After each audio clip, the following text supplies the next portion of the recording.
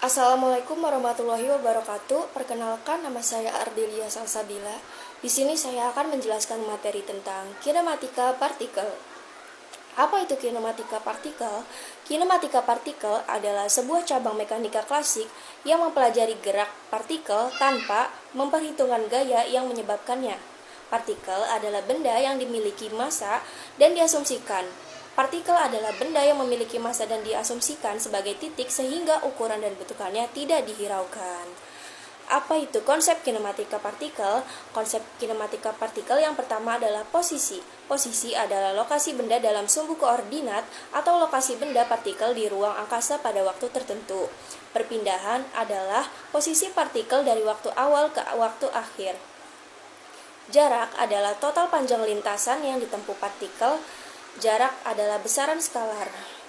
Selanjutnya ada kecepatan. Kecepatan adalah laju perubahan posisi partikel terhadap waktu. Kecepatan adalah besaran vektor.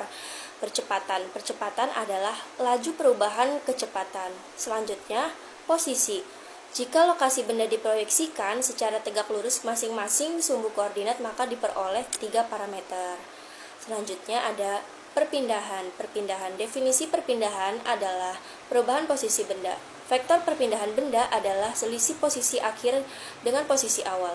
Perpindahan tidak bergantung pada lintasan benda, tetapi hanya ditentukan pada lintasan benda yang lurus dari posisi awal ke posisi akhir.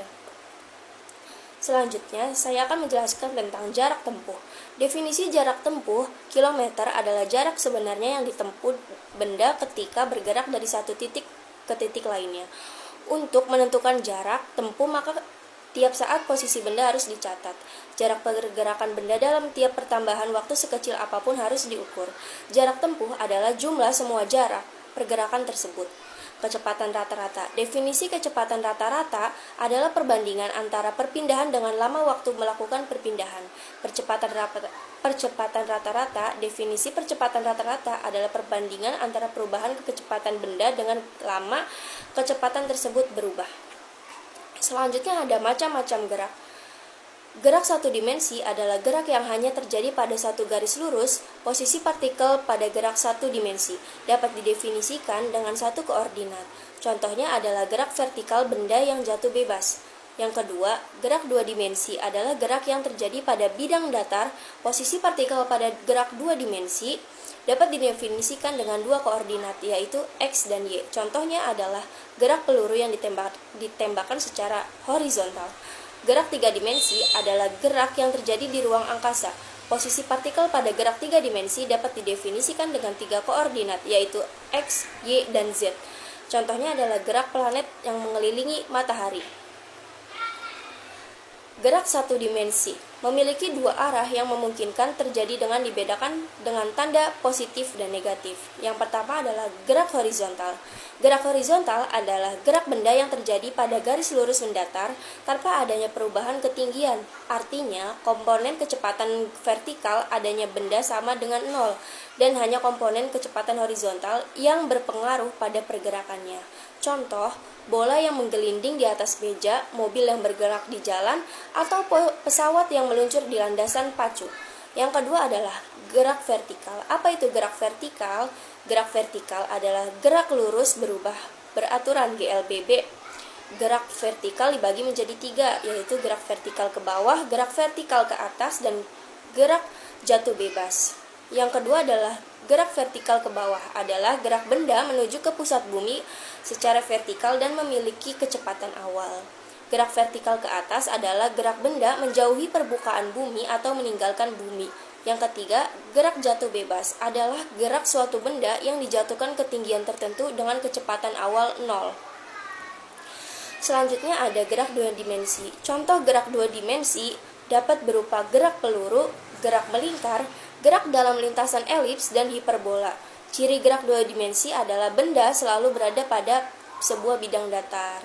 Posisi benda terdefinisikan secara lengkap apabila kita menggunakan dua buah koordinat posisi. Di sini kita menggunakan koordinat X dan Y yang saling tegak lurus. Arah sumbu X dan Y dapat kita pilih secara sembarang asal tegak lurus.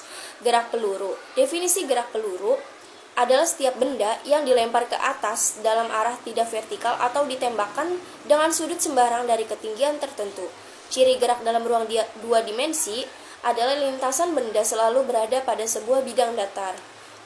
Dengan memahami hukum-hukum gerak peluru, maka sudut penembakan rudal dapat diatur sehingga rudal mengenai sasaran. Selanjutnya ada arah peluncuran roket. Dapat ditentukan sehingga roket mencapai posisi yang diinginkan untuk menempatkan satelit pada orbitnya. Selanjutnya ada gerak melingkar. Contoh gerak melingkar, roda kendaraan gerak CD, VCD, dan DVD, gerak kendaraan di tikungan yang berbentuk irisan lingkaran, gerak jarum jam, gerak satelit mengitari bumi, kincir angin, dan gerak planet mengelilingi matahari mendekati gerak melingkar. Walaupun lintasannya berbentuk elips, namun elips yang tidak terlalu lonjong. Selanjutnya, gerak melingkar, kecepatan sudut. Untuk menentukan kecepatan benda yang melakukan gerak melingkar, kita terlebih dahulu didefinisikan besar kecepatan sudut. Kecepatan sudut menyatakan perbandingan sudut yang ditempuh benda terhadap waktu untuk perubahan tersebut. Selanjutnya, gerak melingkar, kecepatan linier. Besar kecepatan linier laju dapat diperoleh dari kecepatan sudut, percepatan sudut, pedal gas dan rem kendaraan, satelit geostasioner, roda gigi, dan sabuk rantai. Sekian penjelasan materi yang dapat saya sampaikan, kurang lebihnya mohon maaf.